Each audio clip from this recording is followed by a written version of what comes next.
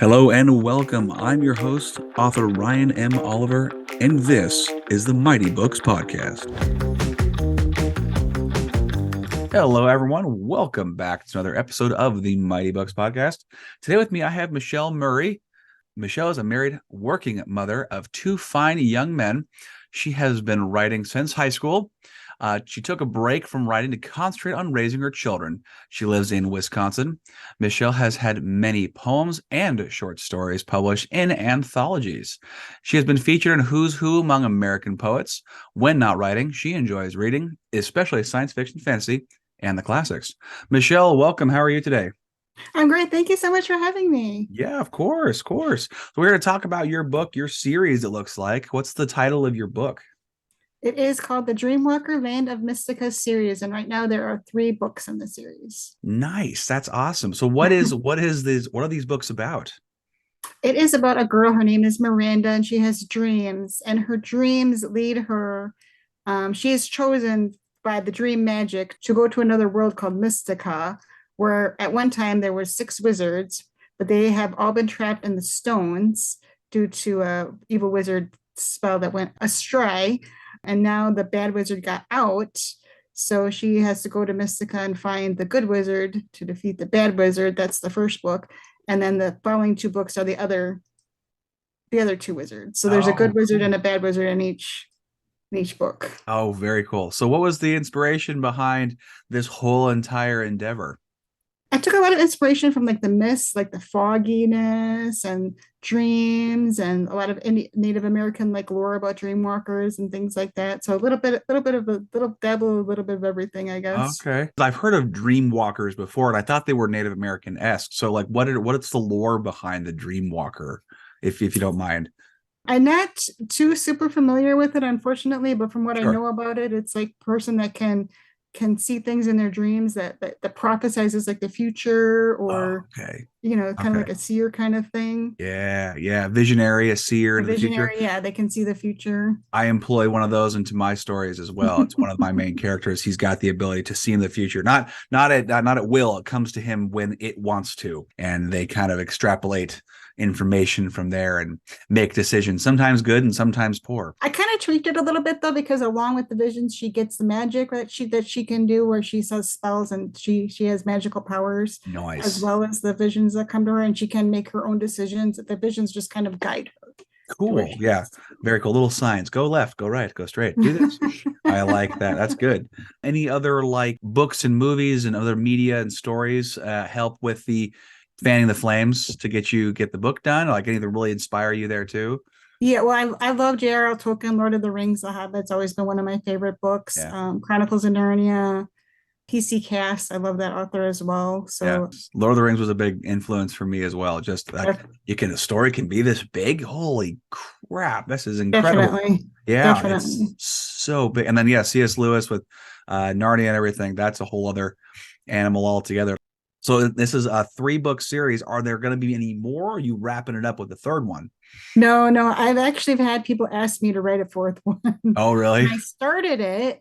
I've started it. So Oh, okay. So yeah. And nice. then I was working, got a little waylaid with family and personal issues, but on prequels about what were the wizards like before they got turned into stones. Oh, So okay. Yeah, prequels are great, especially I've learned if you can do a novella on the backstory of something because it's so small, people can like consume it in a day or, less than. And that's actually what I did with one of my guys. Actually, the visionary took his whole backstory and put it in like a 30,000 word novella. And it's fun to just dive into one person. It's really cool to do that. oh yeah. Yeah, I There's love. so much room. There's so much room in this world, but there's so many different characters. I've got the wizards, I've got, ice people, I've got so many different areas and characters that really it would be fun to, like you said, take a dive and just do a story on one of them. What is your writing process for this? Do you take a long time to develop your stories, or do you just slam it out in, a 2-3 month period?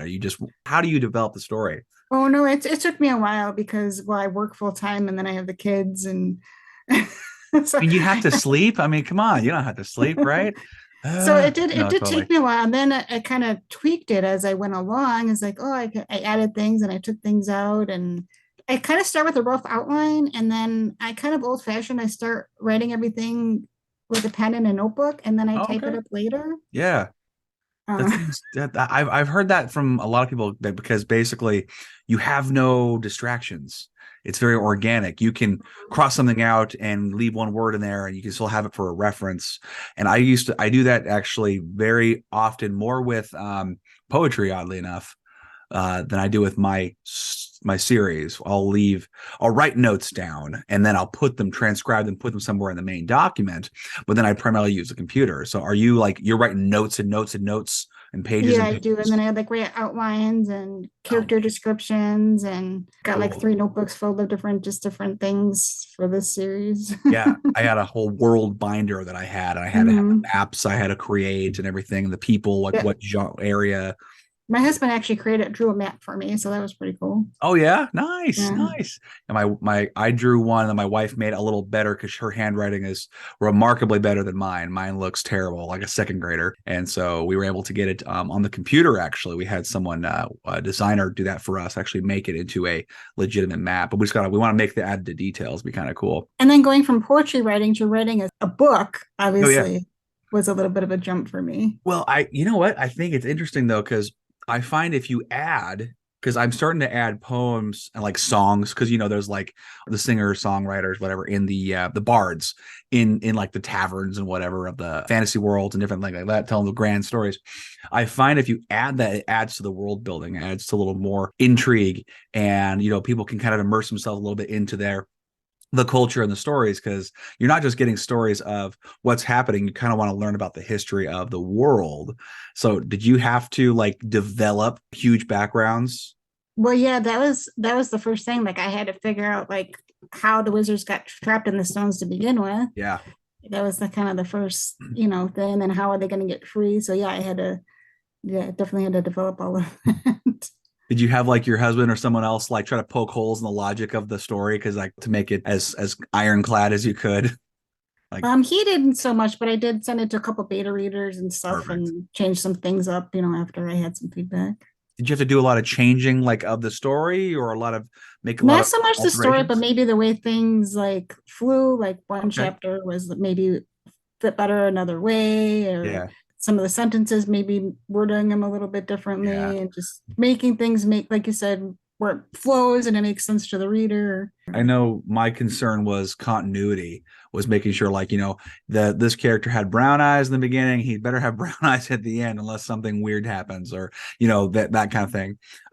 Did you have to like when you did your editing, because I'm assuming you go back after you write your first draft, you go back and you're now combing through to see for quality, obviously your spelling and grammar, but your information is good. Did you have to do a pretty good detailed edit Yeah, yeah, there? I did because of the fact, I have six different wizards plus the dream walker. So I had to make sure all those, like you said, all those in the first book and the third book, the descriptions matched and everything like that. So Yeah, so yeah, you're going between books too. How long are the books?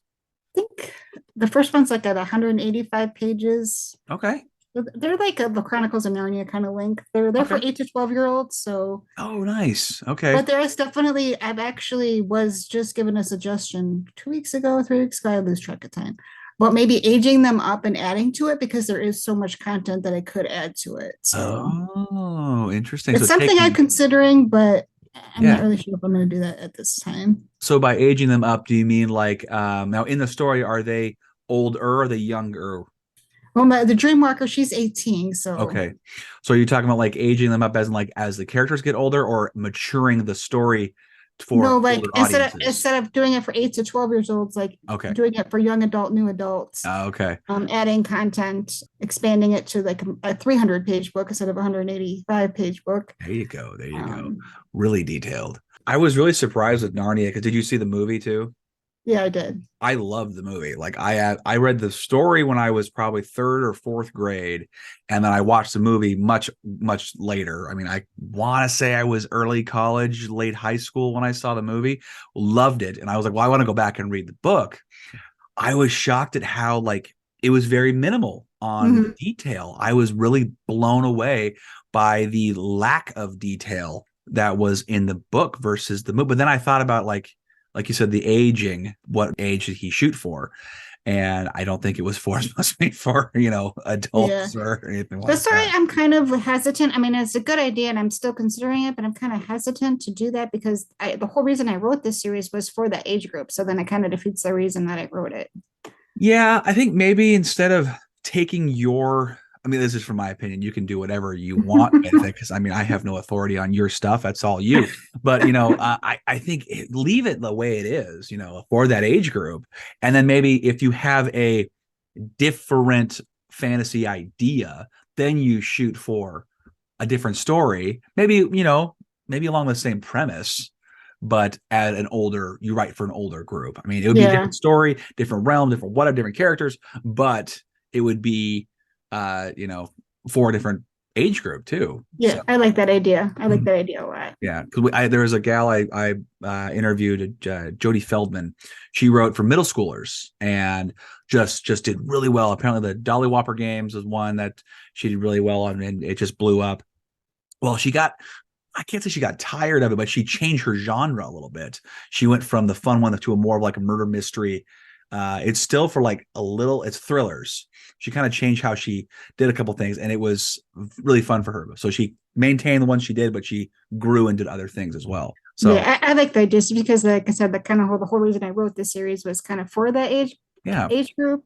Because at the time, I couldn't really find books for my kids to read yeah, that were like just fun and not like overtly sexual or romanticized. yeah. I mean, nothing wrong with those kind of books. Don't get me wrong, but that's kind of that was the reason. That was what incentivized me to write them because I couldn't find anything like that. Right. Right. Yeah. And that's actually what I've heard too from friends of mine who have young kids, I would say around the 8 to 13 range. They're trying to find books that aren't gory or hypersexualized or whatever. And they became quite a challenge. And so they'll Mhm. find authors that really stick to that. And then one of my friend's daughters just eats books. I mean, just consumes them like locusts, just ridiculous. And she'll just go through them several in a weekend or something. And so it's like trying to find a steady supply for her to consume became more challenging. So it's good that you have people like yourself who are writing to that age group.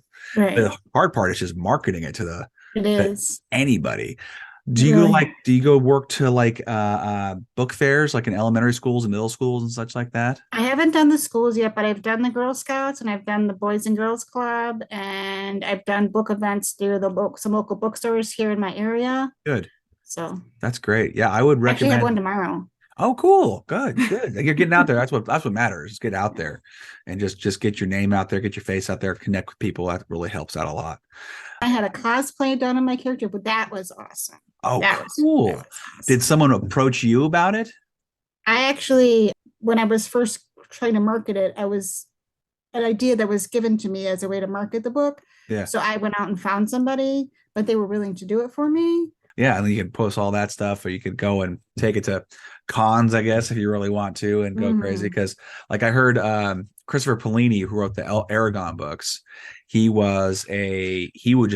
apparently dressed up and he ran around the cons, the Comic Cons, other things like that, talk about fantasy and sci-fi stuff, and he just started selling books that way. And then eventually a major publisher got a hold of him and he took off. So it's kind of cool how that works out too. So you Yeah. never know what Yeah. happens when you go out there and network with people. You Yeah, that never was know. an experience of a lifetime though. Seeing my character dressed up and Yeah. seeing the pictures taken, that was like I will never forget that. That was like a really a once in a lifetime experience. Oh, sweet. Hopefully it'll be more than once in a lifetime. You'll see it again. I think that'd be I really hope cool. so. Yeah. Yeah. Big dreams, big dreams. So it said here that you started writing in high school. Were you like writing for like the newspaper or just writing for fun? Just writing for fun, like poetry and short stories. Nice. And then did those ones make it into the anthology that you mentioned in your bio? Some of them did, yep. Cool, cool. And how long ago was this? So can you still go find them and see them? I'm not sure. Yeah. I should be They get kind honest. of buried, don't they? Those anthologies, they just get buried. It's super hard The to find. one, the who's who among American poets. I don't even know if that's published anymore. Yeah, I have no idea. I have no idea. I Yeah. think I've seen some, but I don't know if it's who's who with poets anymore. It's like a different, Yeah. it's So I'm something not different now. so I'm not sure. To be honest with you. It happens. Are you actively still writing poetry or no? Yeah, yep. I just got two of my poems are going to be in an anthology called Looking In, Looking Out that's going to be published this fall. Heck yeah. I've got another one that was just published in book called Masks, Okay. poem called Masquerade, because the whole anthology is about masks and Okay. masquerades and things like that. So that poem fit perfectly for that. Yeah. So yeah, definitely not going away from poetry anytime soon. That's good. Do you ever incorporate your poems into your fiction novels? I do, like the very first book, there's a poem about the dream walker. And then when I do my spells and Yeah. stuff, I try to kind of That's what make I was them. gonna Yeah. ask about is the spells. Probably pretty cool. Do you just use English words or you use an old language? Old. No, just English for now. Okay, okay. It's hard to do the change in language too. Like I would love to do that. There's actually a book I've got right here. If you're ever looking at doing different languages, I don't know if that's something you're doing, exploring, thinking about, but the art of language invention was it? What's his name? David J. Peterson. He talks about he's the one who made the guys from Game of Thrones, the Dothraki from Game of Thrones, and that Okay. kind of thing, and made all that stuff up. And in Game of Thrones, George R. R. Martin, he did not create. He only created like 7 words for the Dothraki. That was it. But in the show, they had to increase that. But it was interesting that just doing a couple of words that were, made up really blew up the story. So I've always thought about adding that into my stories. And then I love the use of poetry and Yeah. songwriting in there too, because like I said, it just kind of immerses the reader, I feel like. Yeah. So that's good that you're doing that with your spells. I think that's such a good excuse to do it and just play with it. So that's a lot of fun. Now, how long ago did these books come out? The first one came out, I think, like 5 years ago. And Okay. then, yeah. So you kind of actually had a pretty fast cadence then. Yeah, I've had like a really good following. I have a very small but loyal following, which is good. I'm not complaining. No, yeah, It's just loyal's great. it's just a matter of growing that fan base from that small little base, a I little bit know. wider. Yeah, it's But hard. yeah, I have such loyal fans, and I have the best fans. Can I say that without Yes. getting into too much trouble? I No. mean, they're always sending me artwork, and like one fan did a Lego video for me, and Great. it's just awesome. That's awesome. I like that. That's really cool. You actually got enough backing from fans that people are sending you artwork. That's a hell of a compliment. So Oh, that thank is a you. hell of a compliment. Yeah, no problem. So and are they mostly adults? You actually get into actually the age group you were shooting for? Unfortunately, most of my fans are on the higher age age, which is why Yeah, that suggestion was made to me about aging out my book. But they have kids. A lot of them have kids of their own or grandkids, yeah, so it's kind of trickling down there. And then when I did the Boys and Girls Club, obviously that's right in my age range. And it was so great because I went to the Boys and Girls Club and they invited me, which was really super nice of them. And I read part of my book and I talked to the kids about writing and such like that. And I brought my short story with me because you can read that in a short amount of time. And yeah. then they liked me so much they invited me back. Heck And yes. then they were interested in the book, so a couple of them bought the book and read it and sent me some pictures afterwards. So that was There really you awesome. go. Good. Yeah, you just keep doing that more often. And I really would encourage you to get in the schools because I mean that is probably where you're going to make most of your fan base is especially because that's the age group you're shooting for. And if you get in and you do the middle school or upper elementary book fairs, it'd be pretty darn cool. I know you can probably get in with either PTA, I think does it. I know my one of my friends does it as a not a side thing, but she goes into those schools in various elementary schools and does those and sets up Yeah. and has them, which is pretty I cool. did get the book in a couple local schools' libraries, so that's good. That is good. That's great. Yeah. Yeah, just make it available because like you get to the point where you just want people to read it. Like you could almost not even give a damn about the yes, you want it to make money, be kind of cool, but mostly you just want people to read it, Right, that's what you exactly. want. So as long as you just get in front of people, Libraries are great to do it too.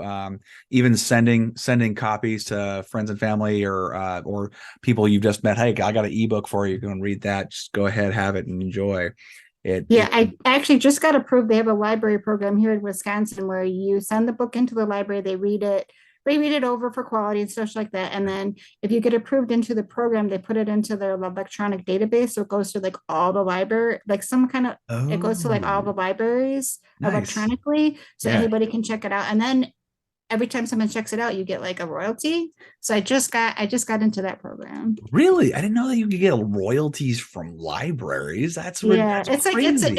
it's a different it's a kind of a different it's through the library, but it's kind of a different little program. It's Huh. through that what is it through? I can't remember indie can't remember the name of the group. It's off the top of my head, but it's like Okay. through the Indie Authors of America or something like that. I Sure, don't sure. That's still pretty neat though. I gotta check that out. I've been talking to library to get that done, but they were not taking new books because of COVID for some reason. And then I don't know if it was just like, germs live on it. I don't know what the deal was.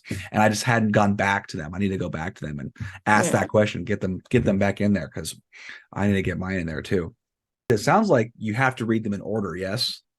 Not really. You could read them I mean it works best if you read them in order because it makes Sure. more sense. But I kind of did the series so you could read each book individually as well. Good on So you. Good on you. Is it a narrative or is it in third person? it's a narrative. It's like Narrative. someone telling you a story. Great. You don't just do author stuff for a living. What do you do for work? I actually work in the marketing department. Do you really? Yes, I Oh, do. well, that helps a lot. Mm-hmm. That's great. Of what company or can you say? I don't know if you can say it. Yeah, I don't. I don't know if Yeah. they want. You don't I have don't to. know. You don't have to. No, it's cool. But you work in marketing. I don't know what their rules are. I don't either. I mean, you could ask and I could put it in later. I don't care. But yeah, so you work in marketing. That's really cool though. So that probably helps you with what you're doing. Yeah, I just graduated with a marketing degree in April, Nice. so Congrats.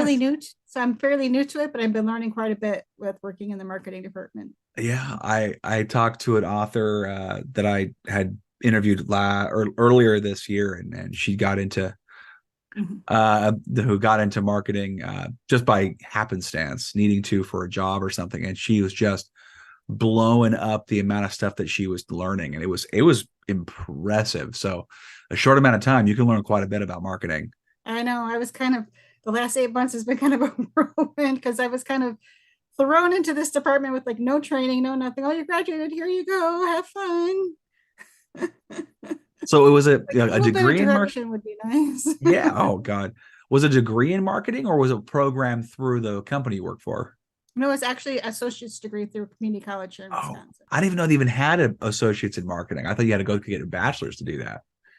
Yep, That's they do kind of have the associates. I just got that's one. cool. That's cool. Yeah, college I feel like has gotten a little more granular with their degrees and everything. Because not everyone wants to go get bachelors. And honestly, I don't even think necessarily need to go that high up to go get dip your toe into the industry you want to, because you're going to learn the most by implementing and actually learning it by working. You're not going to learn the most by going to school and going to sit and lecture all day long. It's just not gonna. Yeah, It doesn't that work is that for way. sure. Because once I graduated and I got into the department, it was like a little overwhelming at first because it's like I know I've been going to school for it, but It's a different I animal don't though. really It's a know what I'm different. doing here. Yeah, it's a different speed. Like I went to school to be a teacher, and I was working in.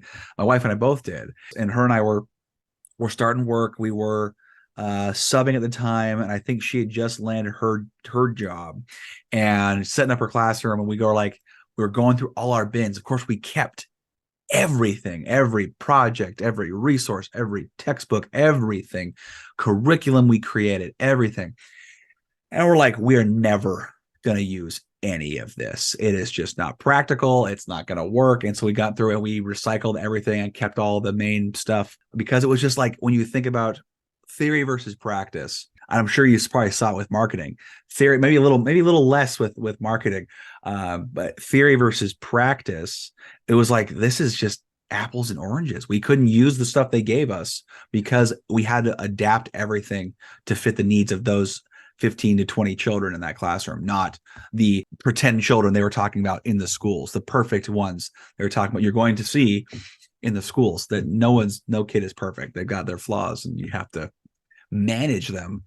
But I imagine for marketing, it was similar with like, here's your job you're going to predict. And then it's like, no, this is the marketing group you're working to. Now make it happen. Yeah, pretty much, pretty Yeah. much. Yeah. Like that's insane. So you're starting to get it down though? I I feel like I am finally. It was a little bit of a rough. I shouldn't say it Yeah. was a rough start, but it was like at first it was like a little very overwhelming. Oh, But yeah. I feel a lot more settled now. Oh, that's good. That's good. Yeah, a little more confident. What am I doing today? How do I do this? Exactly. That's so. And when you were writing your books, or when you get your books published, what was like the most fun or easiest aspect of getting published? Well, it's so easy right now with Amazon. You can publish your own books through them. Yeah, But it's a good and a bad thing. It's good because you can publish your own books, which is what I did, but then it can kind of be a bad thing because then sometimes people, it's not so much now. I think it's self-publishing is more accepted now than it has been in the past. yeah, But in the past, there's been a lot of negative connotations about it. So it can be a good and a bad thing, but I would definitely like to get, like a publisher.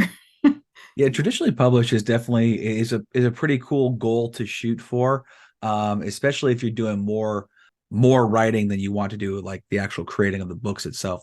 I've always farmed it out. I've done the writing because that's what I do, and the creating that's what I do, and then I go to experts and have them do the things I can't do or don't want to do because Right, there's right. just computers and I don't mix, and doing graphic design, absolutely not. Just not a thing. And a lot of people, and before they weren't a lot of tools for indie authors as quality tools. I feel like there's a lot more quality tools Yeah, yeah, nowadays, and the fact that we can use Amazon and Barnes and Noble presses and all that fun stuff to get our stuff printed is double-edged sword. A, yeah. you can get your stuff, anyone can get their stuff out there, but B, anyone can get their stuff out there, which means that there's a lot more voices and Right, a right. I lot was just harder to do. saying, like you said, it's kind of a double-edged sword, but I've been fairly fortunate and lucky that the local bookstores here in my area, they Great. also have my books in stock. Yeah. And they invite me to these, book festivals. So I've been fairly fortunate that way. Good. Yeah. As long as you're active, I feel like that really does help you set yourself apart. And you can make a quite the heck of a name for yourself that way too. Right. Get known really well locally and then go from there.